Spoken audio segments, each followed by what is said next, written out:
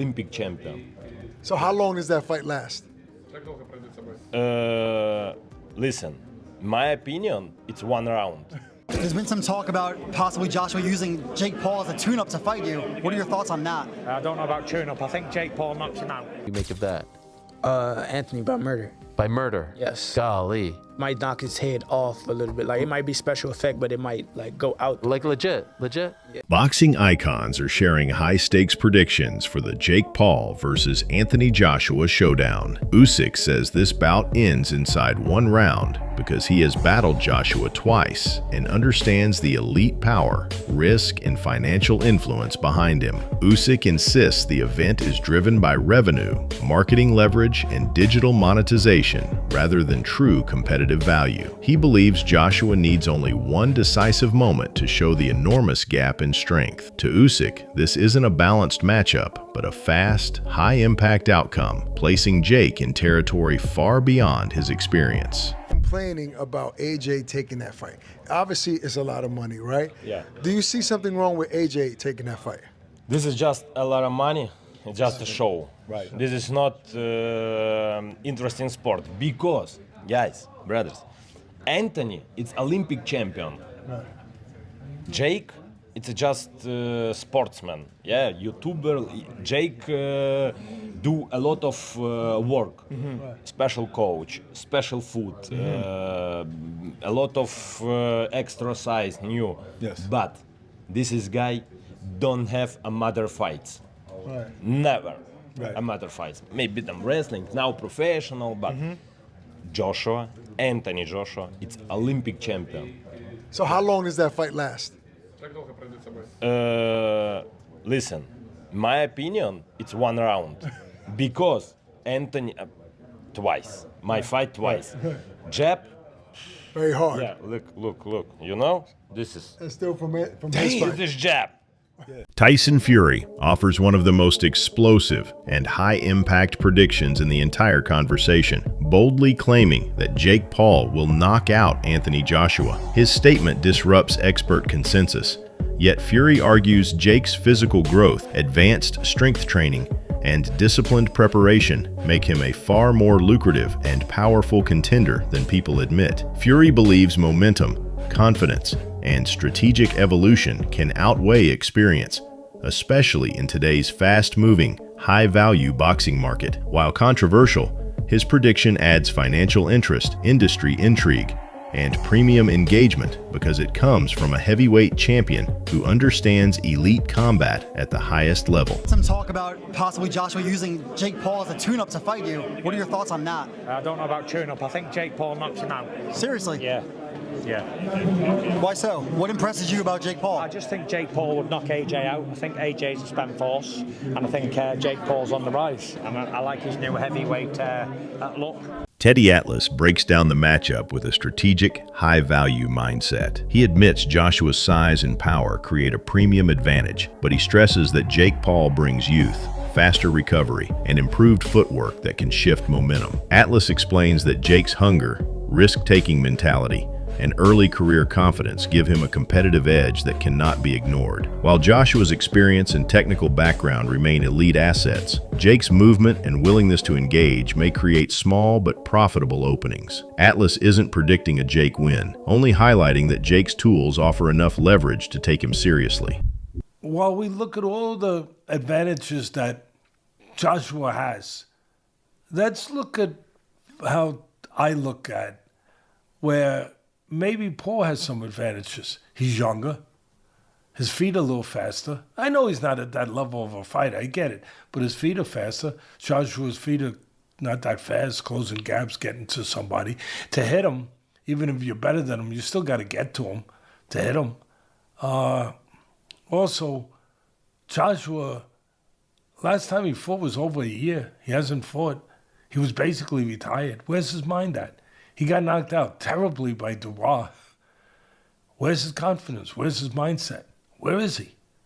Is he taking this fight the way that fans are, overlooking Paul, taking him for granted? Yeah, it probably is. Might be. Does that weigh in? Yeah, that weighs in. People don't look at those parts of it. And the weight. Paul's smart. He always puts clauses in there. I know this is the first time he's fighting a guy who's bigger than him and all that stuff, but he put in a 245-pound weight, clause where he can't come in over 245. What is Joshua weighing? He was off over a year. He was basically retired. Was he 280? Was he 290? Was he 275? Easily could be the case. He didn't have a lot of time now to get to 245. How does that affect him? Oh, we forgot about that. It's a little thing, but it's not that little. It's a thing that Paul put there for a reason. Again, Paul hasn't made too many mistakes. He's been pretty damn smart. I'm not saying he's the fighter that Joshua is, but I don't know if Joshua's the fighter that Joshua. Lamont Roach speaks with genuine respect for the sport and serious concern about the financial and physical risk Jake Paul would face against Anthony Joshua. He explains that this matchup is nowhere near competitive because Joshua's power, elite experience, and combat IQ create a level of danger Jake has never experienced. Roach notes that Joshua wouldn't even need full-force combinations. One committed high-impact punch could end the fight instantly. With Joshua's heavyweight power, premium athletic conditioning, and professional pedigree, Roach believes Jake cannot safely absorb that level of force. The physical gap alone puts Jake in real, potentially costly trouble. Excuse me. My first thoughts was this guy's crazy. Not gonna lie. But I get it.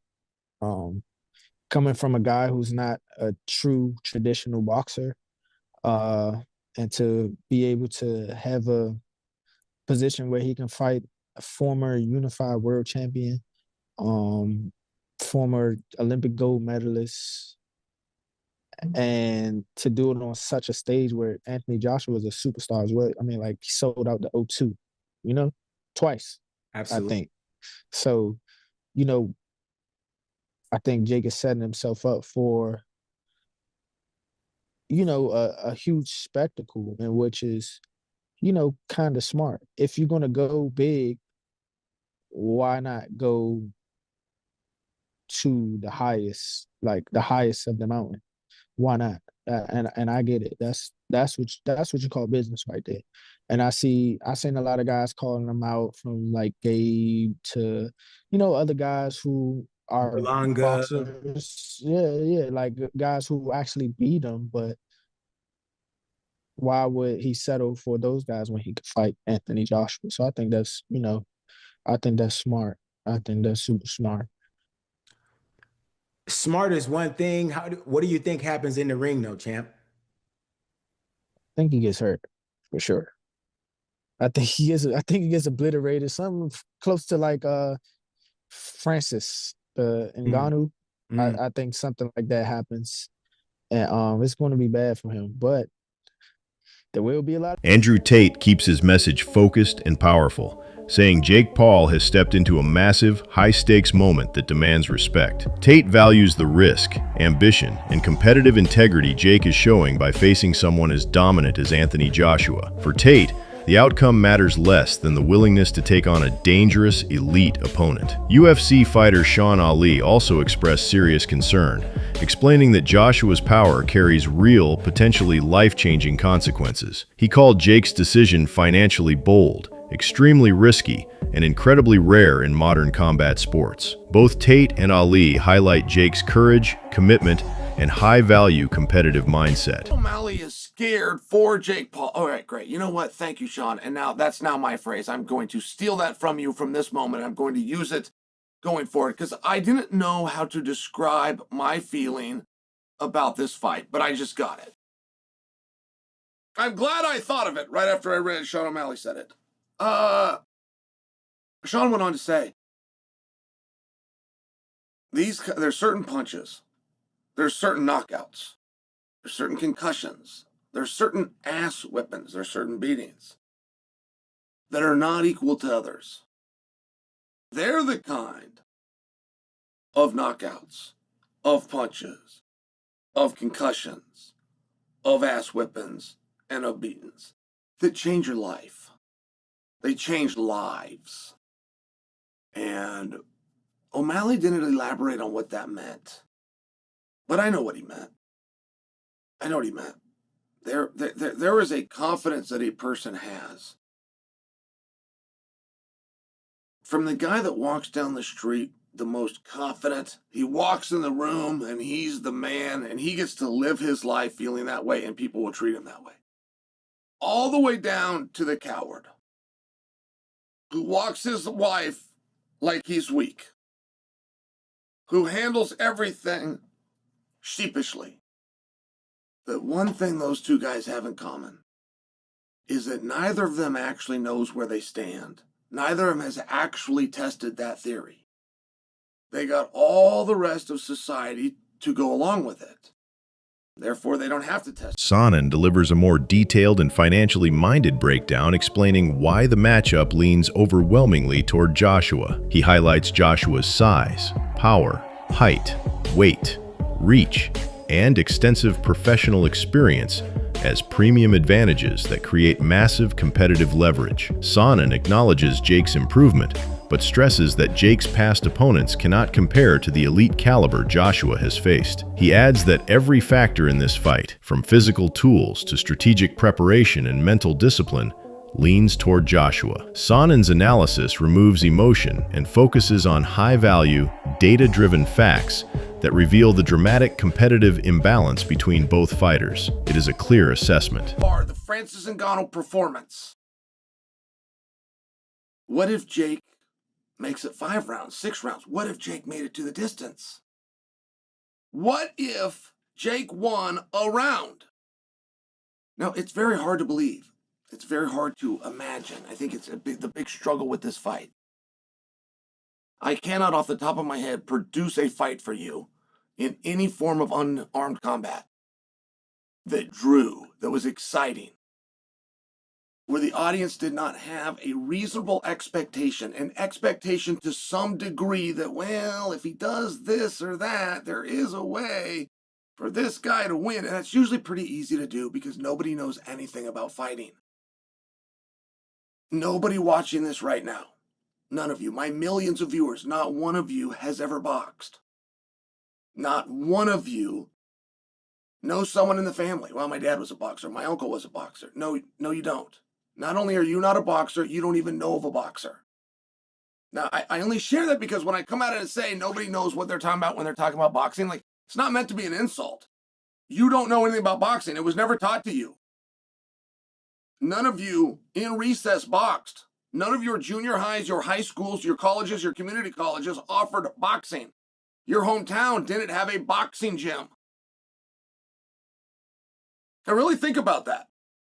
Because as much as you love the sport and as much as you think that you understand it, not only do you not understand it, you can't even have a conversation with other people who do because they don't understand it. So what is a win? I think that time counts. I think that time is a very big deal. You're in that little bitty ring, and I know a guy can run backwards, but running backwards is not illegal in boxing. It is. Chris Algieri takes a strategic, data-driven view based on Joshua's history and performance patterns. He explains that Joshua always adjusts to the financial stakes, risk level, and competitive threat in front of him. Against dangerous opponents, he stays disciplined and calculated. Against smaller or less experienced fighters, he delivers the dominant, high-impact performance audiences expect. Algieri believes this logic applies perfectly to the Jake Paul matchup. He expects Joshua to avoid unnecessary risk, but finish decisively once he advances. This predictability, built on consistency, competitive awareness, and controlled power, creates a reliable formula that continues to generate excitement and major value. His reputation as an elite heavyweight. Do you understand the analogy I'm getting to, Chris? Yeah, and I agree. And but listen, Joshua's done this already. He fought a guy that he was supposed to destroy, right? And then he went out there and he destroyed him. And he didn't play with his food. Yep. He didn't say, okay, it was Ngannou I'm talking about, obviously. Of course. Who gave Tyson Fury fits and really had everyone questioning Tyson Fury's ability because he struggled with an MMA fighter in his pro boxing debut. Anthony Joshua didn't do that. He went out there and did what we all expected Tyson Fury to do and completely wiped the floor with the guy. And if Joshua doesn't do that this fight, I agree with you, Jimmy. It's going to hurt his stock. It's going to hurt the way that people perceive him moving forward. And also, I think honestly, and if he doesn't go out there and just lay into Jake Paul and end it in the first, if not second round, to me, it's gonna look fishy to me. It's gonna look like this was a setup, this was an exhibition, this wasn't a real fight. If this is a real fight, it should be over in 90 seconds because Anthony Joshua is a legit gold medalist, big, heavy, super heavyweight, crazy athlete, awesome power, and Jake Paul just isn't on that level in any way, and he's not in end. He's undersized. You know, Jake Paul was fighting a cruiserweight in his last fight. He was under 200 pounds. You know, Joshua is a legit 250 pounds with abs, and the guy punches with the right hand like a cannon. The one advantage Jake Paul has had in previous fights, and we all know people who have worked with him, and they go, he's got natural power. He can hit pretty well for his size. Not elite, right? Not world championship, but he can hit pretty well for his size. Paulie, that one advantage that he's had in previous fights is complete. Dave Allen analyzes the scenario with a clear, financially minded perspective, focusing on performance, risk, and competitive value. Rather than relying on hype, he studies Jake Paul's track record and points out that Jake has mostly faced opponents who never applied true heavyweight pressure, power, or volume. That limited resistance let Jake manage distance, exchanges, and momentum without real danger. Allen stresses that Anthony Joshua won't offer that luxury. If Joshua brings even half the aggressive force he uses against elite heavyweights, the matchup could transform dramatically and expose gaps Jake has never confronted before. But he could have beat Tommy. Could he win the area light heavyweight title? I'm not sure. Don't know who the champion is. If I had a look, I could tell you, but I'm not sure. He then boxes Nate Diaz. So he's boxed one boxer so far, if we're keeping count, and he's beat none. Then he boxes Andre August, who I believe was a pro, and this is now at 14-3, so he's now actually a cruiserweight. Andre August, I'm not sure. Ryan Borland, 17-2. Again, I'm not sure.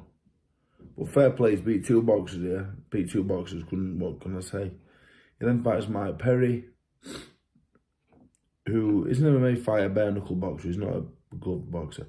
He then fights Mike Tyson, which was an exhibition. Barry McGuigan delivers one of the strongest responses in the entire discussion, emphasizing a financial, physical, and competitive risk many fans underestimate. With decades around elite punchers, he understands how instantly a heavyweight's clean shot can change outcomes. He explains that imagining Jake Paul facing Anthony Joshua should concern any experienced analyst. His remarks aren't an attack on Jake, but a reminder of the brutal physics, economic stakes, and real-world danger in boxing. For McGuigan, this matchup exposes a risk far beyond entertainment and reinforces how unforgiving the sport becomes when power gaps collide here. Some people are saying, AJ's grabbing the bag. There's nothing wrong with that because anybody else, if they got offered that kind of money, they would do it. So, yep. And some people are suggesting he might damage his legacy. Where do you sit with the decision of him taking that fight? And it's a professional 8-round fight as well. Yes, it's a highly dangerous fight for Jake Paul. I don't know what he's doing unless they have done some sort of caveat or some sort of agreement that he says he's going to go easy on him or he's not going to go flat out. But I've been tossing this up and down in my mind and trying to figure how and under God, when he had agreed to fight someone like Tank Davis, who is several divisions below him, that's more like. Thanks for watching. Expect more premium financial insights next time.